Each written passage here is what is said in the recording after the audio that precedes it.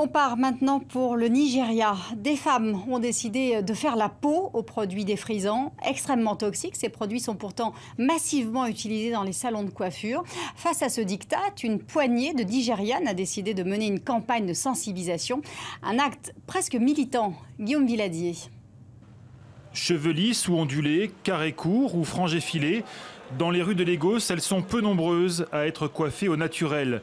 Le diktat de la mode est implacable, tout sauf des cheveux crépus. Dans les salons de coiffure, perruques, mèches et tresses s'étalent en vitrine. Olatayo, elle, vient régulièrement ici se faire défriser. J'ai les cheveux trop gros qui s'enroulent sur eux-mêmes. Alors j'utilise un défrisant. Une potion magique très corrosive. Certains défrisants utilisent de la soude. Le cheveu est lisse, certes, mais il est asséché et abîmé. Les dégâts sont parfois irréversibles. Ces femmes ont décidé d'en finir avec les produits chimiques.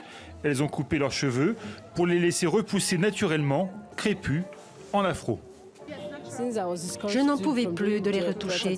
Ils devenaient trop légers, j'en avais moins. Alors j'ai décidé de les laisser comme ça et j'ai aimé. Je ne suis pas prête de remettre des produits chimiques. De conventions capillaires en blog sur Internet, la résistance s'organise. Comment entretenir ses cheveux crépus, respecter leur texture, quels produits appliquer? Revenir au naturel, certaines parlent de révolution. Il y a encore 30 ans, l'afro était simplement un style de coiffure différent. Aujourd'hui, ce serait presque un acte de rébellion sociale.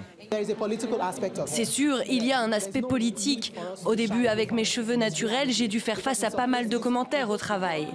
Mais aujourd'hui, les gens sont habitués. Ils voient bien que je fais mon boulot, que je suis compétente.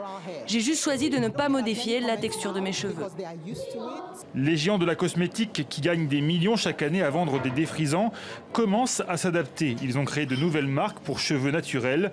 Mais ce retour à l'afro n'a pas encore convaincu le grand public. Et Zoé coiffe les cheveux au naturel dans le salon d'une amie. Elle n'a pas encore assez de clientes pour ouvrir sa propre boutique. Sur les vidéos, à la télé, on ne voit encore que des cheveux défrisés. Pourtant, les gens voient mes cheveux et disent « Oh, tes cheveux sont si longs, ils sont si doux, j'aime tes cheveux ». Quand les gens réaliseront que le naturel n'est pas mauvais, que les cheveux naturels ne te rendent pas moche, que cela ne veut pas dire que tu es pauvre, peut-être qu'ils s'y mettront eux aussi. La quête du beau cheveu se poursuit. Reste à convaincre les femmes que la réponse ne se trouve pas au fond d'une bouteille.